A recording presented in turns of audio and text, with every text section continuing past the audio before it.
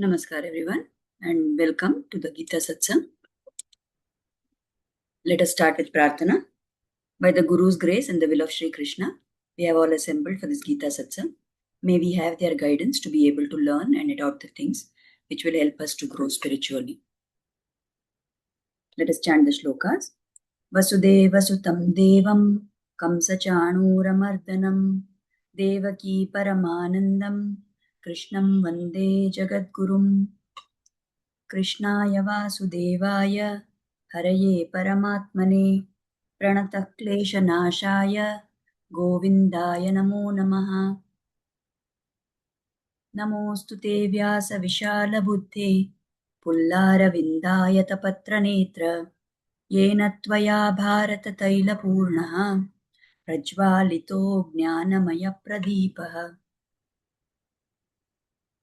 यो नित्यमच्युतपदाम्बुजयुग्मरुग्म व्यामोहतस्तदितराणि तृणाय मेने अस्मद्गुरोर्भगवतोऽस्य दयैकसिन्धोः रामानुजस्य चरणौ शरणं प्रपद्ये। रामानुजदयापात्रं ज्ञानवैराग्यभूषणं श्रीमद्वेङ्कटनाथार्यं वन्दे वेदान्तदेशिकम्। So offering prayers at the lotus feet of the Acharyas, let us go to our topic for today. So in the previous satsang, we had completed the 7th chapter of the Bhagavad Gita. So as we continue, before we continue with the 8th chapter, let us recall some of the important things that we had seen in that 7th chapter, because as I told in the last satsang, many of the some certain things which were covered in the last few shlokas, they are going to be talked about in detail in the first few shlokas of the 8th chapter. So in the 7th chapter, basically, Krishna has told about how he is the support, he is the controller of everything in this universe, that is the nature of the Supreme Brahman. Krishna is the cause and ruler of everything in this world, whether it is Chit or Achit, the animate and the inanimate. However, it is not easy for us, it is not possible for most of us to recognize this unique role or this supreme role of the Lord. Why is that? That is because we are caught up in the net of the three gunas, the sattva, rajas and tamas. So because of that, that casts a veil on us, and that is the reason why we are not able to understand this true nature, the true Swarupa of the Lord. However, if we do something to surrender to the lotus feet of the Lord, if we involve with some pious activities, virtuous activities, if we do actions which will fetch punya to us, then that destroys our papa. Because of that, our rajo tamo gunas reduce, and as our sattva guna increases, then we are able to see the Supreme Lord's true nature. Then further, Krishna also talked about the different types of seekers, the sadhakas, the bhaktas who are there, and he put them into three categories. First, we have those who are called as the Aishwaryarthis. They are the ones who seek material prosperity. Then we have the ones who are the Jignasu. They are the ones who seek the knowledge. They are also the ones who are called Kaivalyarthi. That is, they want to understand and have experience of Atmanubhava. So they want to understand about the true nature of the soul, and they want to enjoy the happiness or the ananda which comes from experiencing their own soul. So they are the second category. And then we have people who are those who are Bhagavallabharti. They only want to attain the Lord's lotus feet. They have single-minded devotion for the divine, and this is their whole purpose in life. And among all these types of bhaktas, Krishna had told that the one who says Vasudevam Sarvamiti, the one who says that Vasudeva is everything for me, in my life, everything for me is Vasudeva. Such a kind of single-minded devotion, that kind of a bhakta is very, very rare. somebody who has such profound love for the Lord that he seeks nothing else but the Lord himself. That kind of devotee is very rare. So these are some of the main things that were covered in the 7th chapter. Then towards the end of the 7th chapter, Krishna had talked about something called as Adhyatma, Adhidaiva, Adhibhuta, and so on. So in today's satsang, we will take up those particular things. So again, to sum up, Krishna, who is the Supreme Brahman, should be the object of all meditation. He is the ruler of everything. He is the controller, the cause and support of everything, but obscured by Sattva Raja Tamas. But if we do Sharanagati to him and if we perform virtuous deeds, then we can rise up to the level where we will be able to understand this true nature of his. So today, understanding all this summary of the 7th chapter, we will now move on to the 8th chapter, the 8th Adhyaya. In that, the first shloka, now Krishna has told all these things. So Arjuna has some questions now because he didn't understand what Krishna meant by saying something is Adhidaiva or it is Adhyatma. So he is going to ask questions in which he wants Krishna to specify what is all those things that he's talking about. So the first shloka of the 8th chapter is about Arjuna's question. So Arjuna uvacha kim tad brahma kim adhyatmam kim karma purushottama adhibhutam cha kim proktam adhidaivam kimuchyate adhiyagnyah katham kotra dehesmin madhusudana prayanakale cha katham nyeyosi niyatatmabhi. So Arjuna says, and he's asking these questions. First, he's asking, what is Brahman? What is the ultimate reality? Then he's asking, what is Adhyatma? You can look at this picture which you are seeing on your screen on your left-hand side. So what is Brahman? What is the ultimate reality? What is Adhyatma? Adhyatma means whatever is associated with the Atma. What is that? Then what is karma? What we call as action in other situations. But here the word karma has a particular meaning. So Arjuna is not understanding. He's asking, in what sense are you saying karma? Then adhibhuta. What is adhibhuta? What is adhidaiva? And what is adhiyagnya? So these are all the 6 things that Arjuna is asking. What is Brahma? What is Adhyatma? What is karma? What is adhibhuta? What is adhiyagnya? And the last part that he is asking is actually how to understand this adhiyagnya. So he says, what is the ultimate reality, Brahman? What is adhyatma? What is karma? What is adhibhuta? What is adhidaiva? Who is adhiyagnya? And how is that he is adhiyagnya? And how does one understand you, O Krishna, at the time of death? For those people who have attained a degree of self-control over their indriyas, their manas and buddhi and all that, how can they understand you at the time of death? So today when we see the shlokas that Krishna is telling in reply to these questions, we will be considering all the questions of Arjuna except this last part where he is talking about how are you to be known at the time of death. That we will come to in the next satsang when we take up the other shloka. But today all these questions are Krishna is going to give a brief reply to that. So we will understand it. Now, so before we go to the understanding of those things, we can again recap the differences between these 3 categories of bhaktas, the Aishwaryarthi, the Kaivalyarthi, and the Bhagavallabharthi. So Aishwaryarthi is somebody who desires Aishwarya, that is prosperity. Now, what kind of prosperity we will come to later. The Kaivalyarthi's basic desire, basic yearning is for enjoyment of the self, for Atmanubhava. The Bhagavallabharthi wants directly to commune, to communicate and to be with the Supreme Lord and to do service to him, to serve him as a dasa, as a devotee. For the Aishwaryarthi, because he wants prosperity, material prosperity, in this world as well as in the later worlds, so the target area where he is aiming to reach is to the higher lokas, whether it is Swarga or the higher lokas, he wants to get there. What Kaivalyarthi wants, what is his goal, he wants freedom from the cycle of birth and death. Because till there is birth and death cycle, then that Atma is going to keep taking up different shariras, and he is going to keep on experiencing Sukha Dukkha. So he cannot have Atmanubhava. So for the Kaivalyarthi, his goal is to attain freedom, to get mukti, to be freed from this cycle of birth and death, to be able to only contemplate on the Atma. So that is his goal. For the Bhagavan Labharti, the target is Bhagavan himself. The Lord himself is the goal.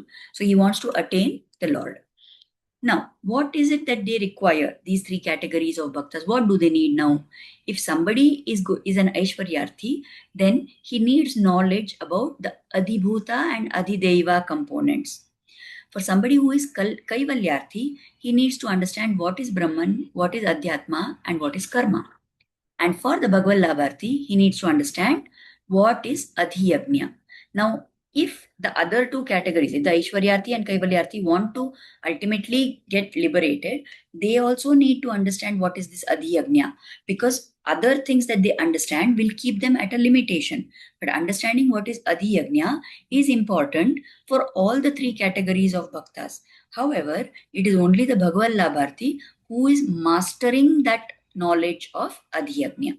So with this as the background, now we will try to understand. Okay, so Arjuna is asking this question, that what are all these terms, and how can they understand you at the time of death? This is his question. Now, in answer to that, Lord is replying. So in the third shloka, Krishna says, I forgot to mention, when we took this shloka, the initial part, it is actually shloka 1 and 2. I have written only one in the heading, but actually both the shlokas are there. So both the first and second shloka are Arjuna's questions.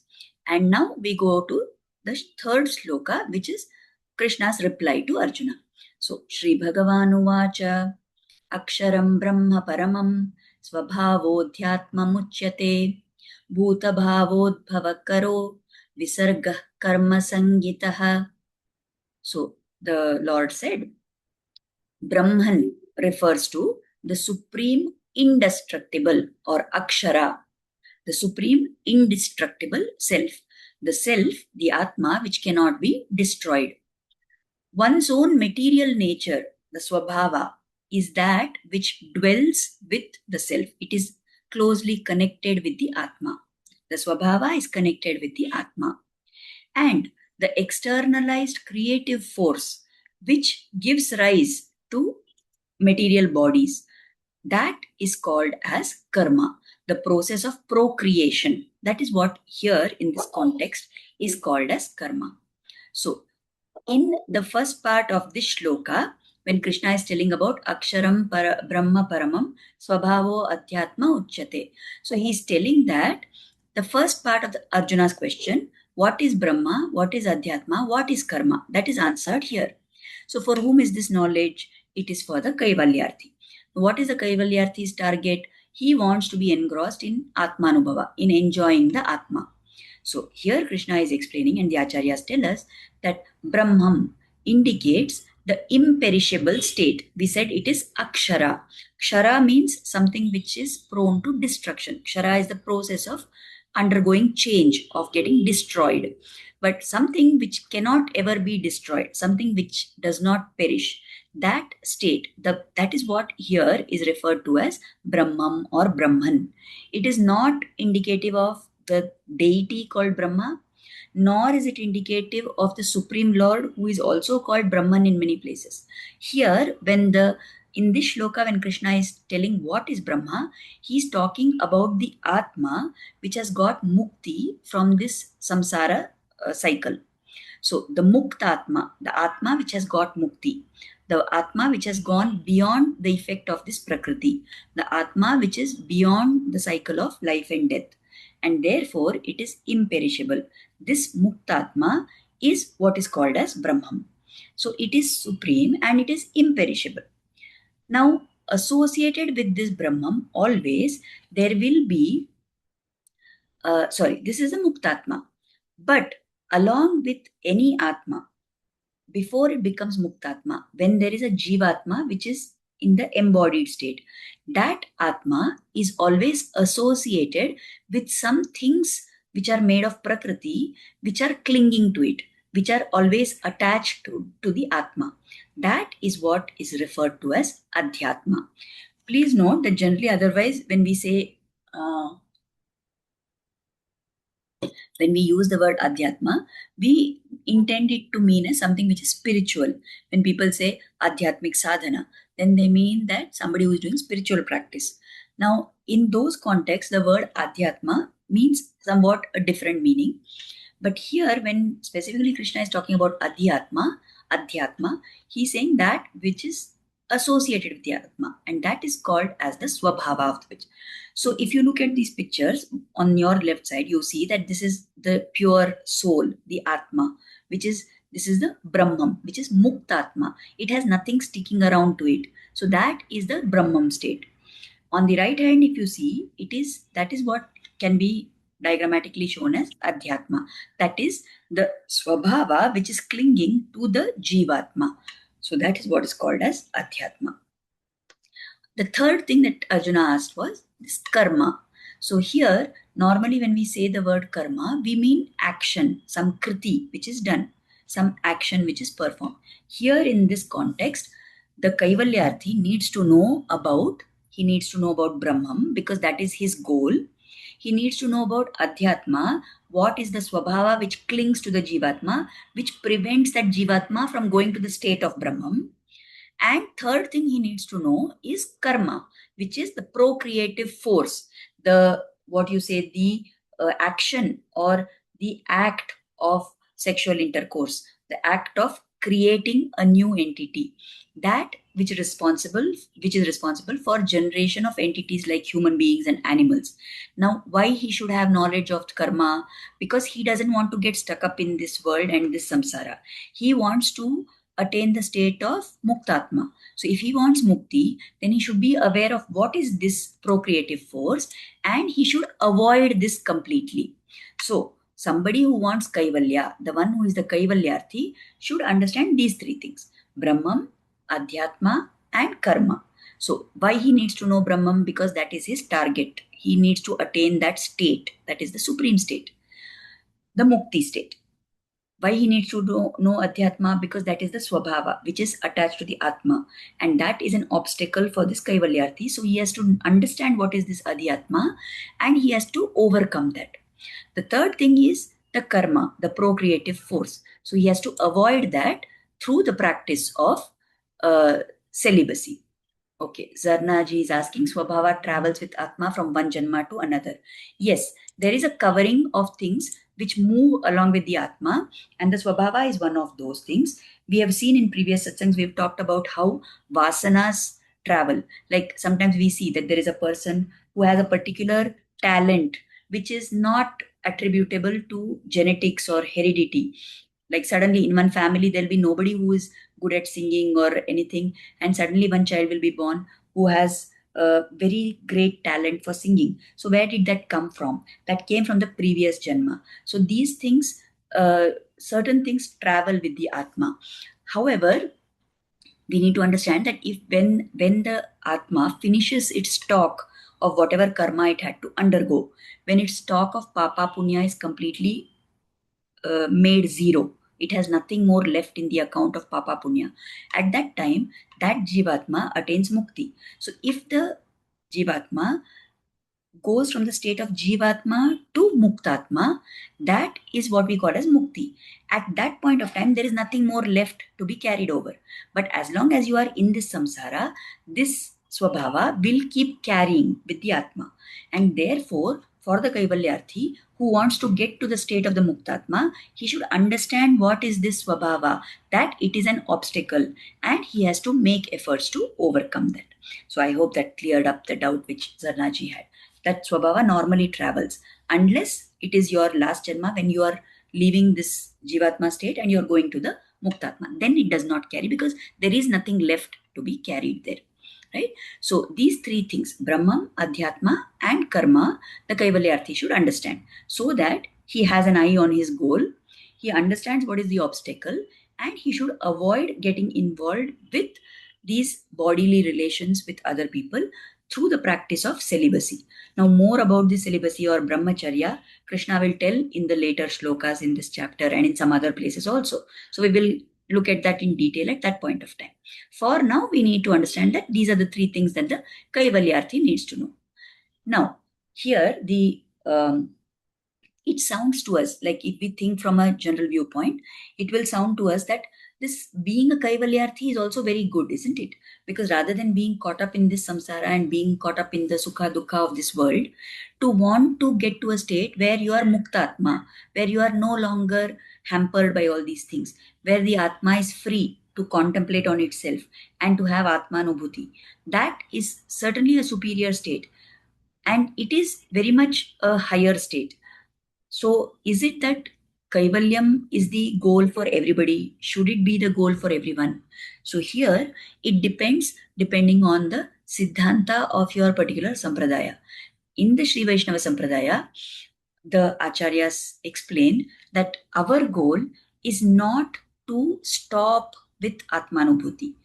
The enjoyment of the self, no doubt it is a superior Ananda, which is eternal and it will continue forever. However, it is inferior compared to the Ananda which you get by being in the presence of other devotees and serving the Lord in Sri Vaikuntha.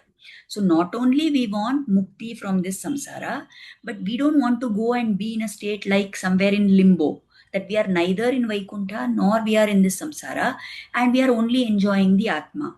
That is considered as a limited state.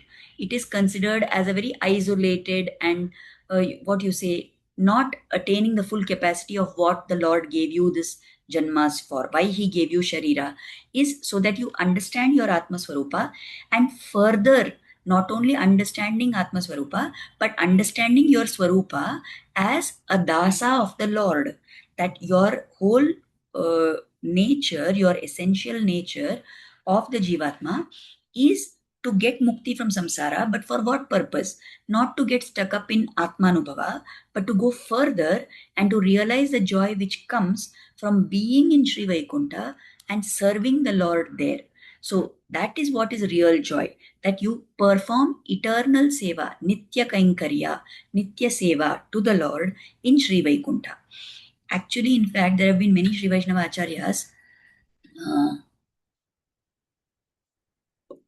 very great souls, who have at times, many of the Alvars and also many of the Acharyas, at different points of time in their writings, in their stotras, when they are praising the Lord and all that, they have gone to the extent of saying that if I get the connection with your lotus feet uninterruptedly in this bhuloka only, I don't even want to come to Vaikuntha. If I'm able to get to the state where constantly I can be one with you, with this physical body, with these constraints in this loka only, I don't even want Vaikuntha. I only want to always be your servant and be serving your lotus feet. That has been the bhava of so many of the acharyas. So they definitely, the Sri Vaishnava Sampradaya, they don't consider Kaivalyam as a high thing to aspire for. It is one of the stages which is beyond being a Jivatma which is caught up in samsara, but that is not the ultimate goal. The ultimate goal has to be, you have to become a Bhagavallabharti. You should be always focused on attaining the lotus feet of the Lord and eternally performing seva to Him. What is the problem with being in this samsara and doing seva to the Lord? Because we have lot of rajotamo guna and we have all the vasanas and our papa punyas keep fluctuating. So there is no guarantee that in every life we will be in a position that we have a kind of janma where we can do this uninterrupted service to the Lord. Let us say I am very much a bhakta of the Lord and I want to keep serving the Lord. Okay, I will go to the temple when there is some utsava. I will do a lot of seva there. Fine. But at some point of time that utsava is going to end. Then I will come back home. Then I will go to my work. I will do work in my house. At all those times, what happens now? There is a badha. There is an obstacle. There is no uninterrupted enjoyment of the Lord's service, isn't it? So that is the reason why when you are in Sri Vaikuntha, there is nothing else to be done. The only thing to be done is to serve the Lord. So that is always considered by the Sri Vaishnava Acharyas to be the higher state. It weighs heavier. That has more value as compared to the state of Kaivalya. Now, in the fourth shloka, Krishna continues. He is answering something more about what Arjuna asked. So he says, Adhibhutam ksharo bhavaha purushashchadhidaivatam adhiyagno hamevatra dehe deha bhritam vara. So he's saying, Deha Bhritam Vara means, O best, O supreme person, O best person among the Jivatmas, among the embodied beings. Out of all these people who are having bodies, O Arjuna. So he's actually calling Arjuna as the best among humans. Why he's saying this, we will come to later. So addressing Arjuna as such, he says that Adhibhuta is that which pertains to matter. And because it pertains to matter, and since matter is perishable, Adhibhuta talks about all those things which are perishable. Adhidaivata means that which is superior to the gods. It is even above the level of the devatas. So that is none other than the Purusha, the individual self. So what he means by this Purusha here, we will come to later. And he says further, Adhiyagnya. Who is Adhiyagnya? Arjuna had asked. So he said, I myself am Adhiyagnya. Adhiyagnya means the principle of sacrifice. Here in this body, I only am Adhiyagnya.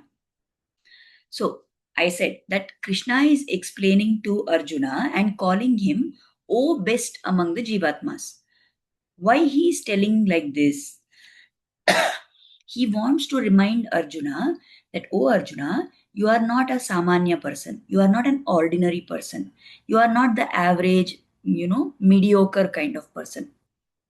Rather, you have a very high caliber. You have come from a divine lineage. We know that Arjuna was the Indra's son. So he was the Tattva of Indra. So Indra is a Devata. So Arjuna naturally has this as his background. So he has come from a divine lineage, right? So he is trying to tell Arjuna that, see, now Krishna has been talking about three categories of devotees. Who is Kaivalyarthi, who is Aishwaryarthi, and who is Bhagavallabharti. Now, in the previous shloka, he explained about who is Kaivalyarthi. So, at least somewhere, Kaivalyarthi is a person who is superior to some extent. He is not caught up in this world. But now, Krishna is explaining in this shloka about who is Aishwaryarthi, the one who seeks material prosperity. So, while telling about this Aishwaryarthi, Krishna is addressing Arjuna as, O best among embodied beings. Why? Because he wants to tell Arjuna that, O Arjuna, you are not meant to be an Aishwaryarthi. Your caliber is very high. You are coming from a divine lineage. You have a very strong background. So you should definitely not be stuck at the level of Aishwarya. You should move on to the higher levels of being either Kaivalyarthi or Bhagavallabharti. So here there is a lesson for us also, that although Krishna is telling that Aishwaryarthi is also one category of my bhaktas, but Krishna would be very happy if we moved from the stage of being Aishwaryarthi to the next two levels. What happens is, many times we tend to think that, okay, we are learning in the satsangs or whatever other spiritual classes we attend or whatever sadhana we are doing. Everywhere we are told that we have to transcend this human nature. We have to work to develop more divine qualities. We have to rise in our sadhana. We have to get more sattva guna, more, we have to overcome the rajotamo guna. But many times what happens is, although we know all that theoretically, we think that, okay, after all, but I'm human being only. No, I'm not some great spiritually elevated soul. So it's so difficult because this samsara keeps pulling us. We keep getting pulled into the rajotamo kind of environment. So how much ever we intellectually try to move to a higher plane, we find it difficult sometimes. But this is where we must keep reminding ourselves of this. If God has brought us to this stage where we are getting an opportunity to learn about these things, then that means He has better things in plan for us. So if we've come so far by His grace, then by His grace only we are going to progress further also. All we need to do is keep surrendering to Him, keep praying to Him that you only lift me up and you only make me do whatever we are able to do. Like if we remember that we are a sadhaka, we are on this path of sadhana, and we may have temporary setbacks, but even when that setback happens, we must keep reminding ourselves, what is my goal? What is my purpose in life? If God has brought me so far, that means He has something better in store for me. So, like that, I need to keep making efforts and keep trying to lift myself up higher above this. So, just like Krishna told Arjuna that you are actually from a Divya Parampara, this is not for you to get stuck at the level of Aishwaryarthi. So also we should be reminded that for us also Krishna has something better in store. We are not here to be stuck at the level of being Aishwaryarthi. Like here, I would like to quote one personal example. Previously, I was associated with an organization called Sanatan Sanstha, and that was before my marriage. And at that time, I was very involved with seva and sadhana through that organization. So at that time, then my marriage got fixed. The wedding was fixed. So when I went to give the invitation and take blessings of one of my margdarshaks, at that time, I still remember that person had told me that it is okay, it is good. God has given you this opportunity to enter Grihastha so you should definitely go into it, and by God's grace, everything will be fine. You will do well in your thing. But he told me one thing. He said, never forget that you are a sadhak. Whatever happens in your worldly life, but from your Atma's point of view, think like that. Always keep reminding yourself that you are a sadhak. In any situation, whatever it may be, Laukika people will see situations in a particular way. But you have to remember that you are on the path of Adhyatma. You are on the path of sadhana. So if you are a sadhaka, your viewpoint should be governed by what would my Acharya say about this? What would my Guru feel about my behavior? What viewpoint is ideal from the viewpoint of a sadhaka. So always throughout my life, I have tried. I don't say I have succeeded always, but I have tried to keep remembering this. In any kind of situation, when I had a choice to do A or B, and A was what all worldly people are advising, and B is what is expected of a sadhaka, then we should try and attempt to do that which a sadhaka will do. If we keep this as our compass, this can be our spiritual compass. That if we are on the path of sadhana, our way of looking at things, our way of dealing with things should be the way somebody on the spiritual path works. Then we can try and we can remember this always, and that will help us to stick to our sadhana. That will help us not to get lost here and there. So why Krishna is telling this to Arjuna is to remind him that you are not cut out to be, you are not meant to be just Aishwaryarthi. You have higher things which you are capable of, so don't get stuck at this level. Although Krishna is explaining about Aishwaryarthi, he wants Arjuna to surpass and move beyond that stage. So, as we already said, Aishwaryarthi is a person who wants Aishwarya, he wants prosperity. Now, that doesn't mean normal, simple kind of prosperity. Rather, somebody who wants to be very, very prosperous in this world and also prosperous after this Janma is over by going to the higher lokas like the Devatas. So, this kind of a person should know about Adhibhutam and Adhidaivatam. Adhibhutam means the material things, those things which are perishable. Now, all things which have these qualities of Shabda, Sparsha, Rupa, Rasa, Gandha, they are all perishable items, things in this material world. So, why they need to know about this? Because they need to recognize that these material things are there, no doubt, and I want to enjoy them, but they are going to be perishable in this world. However, they will be permanent in the higher lokas. Then they also need to understand what is Adhidaivatam. So here Adhidaivatam refers to the entity called Purusha. Now here when we say Purusha, we are not talking about Parama Purusha who is Supreme Lord. Just the word Purusha here refers to that which is above the ordinary Devatas like Indra, Varuna, Kubera, Chandra, all these, the Surya, all these, they are Devatas. But somebody who is above them, who is that? That is somebody like Brahma. So Brahma occupies a special status. So the person who wants Aishwarya, he wants Aishwarya not only this loka, but in other lokas. However, even in the higher lokas, like in Swarga, he may get Aishwarya, which is lasting for longer time, but it's not going to be much longer. However, if he gets to the state of Brahma, then there the prosperity that can be enjoyed, the control over the world, to be like a creator, that is far, far higher. So that is called as Adhidaivata. So somebody who is Aishwaryati needs to understand about Adhibhutam, the material things which perish, and Adhidaivatam, the superior entity above the Devatas. That is what the Aishwaryarthi needs. Then in the second part of the shloka, Krishna is talking about Adhiyagnya. Adhiyagnya means the one, the supreme one, who is worshipped through all the yagnas. Now, all the categories of devotees should understand this concept, but who is the one who is going to be mastering this concept? It is the one who wants only the Supreme Lord as his goal. That is the Bhagavad Labharti. So, Arjuna's question is, who is Adhiyagnya and how is he Adhiyagnya? So, here the Lord says that in this body, means not our physical body, but the Lord is referring to his own form, the divine form of the Lord. That divine form of the Lord, which houses all the devatas, that is called Adhiyagnya. Why it is called Adhiyagnya is because many times we perform yagnyas. We give offerings to the devatas. But although we may be offering, we may be saying Indraya Swaha and whatever other Varunaya Swaha, whatever we may be saying. But the offering that is made is probably initially like that, it appears as though it is going to that devata. But actually, who is there dwelling within that devata? Who is Antaryami in that devata? Who is the one who is giving the power to the devatas to do their tasks? It is none other than Supreme Lord Krishna only.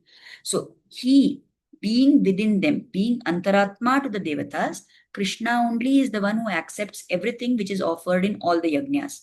This is going to be specified even more clearly in the other shlokas elsewhere, in other chapters. Previously also we have talked about this concept in some other chapter. So that again is being reiterated here, that because the yajna is offered to the Lord, yajnas are offered to the devatas, but in reality everything that is offered is meant for the Lord himself, who is Antaratma to these devatas. Therefore, Adhiyagnya means the Lord himself. And why he is, Arjuna asked, no, how he is Adhiyagnya by this relationship. That although the devatas are there, the one who is giving the power to the devatas, the one who has delegated those powers and authorities to the devatas, the one who has given the devatas the capacity to do whatever they are doing, who is that? That is none other than Krishna.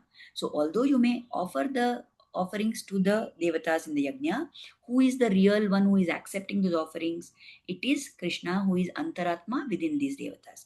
So Krishna alone is the Adhiyagnya. That is what Krishna is explaining here.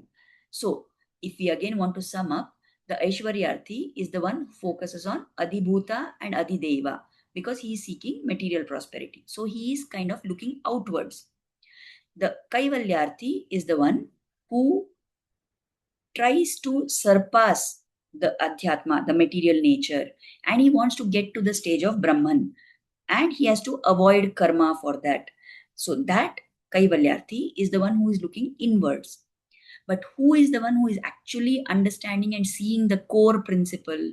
It is the Bhagavad Labharti.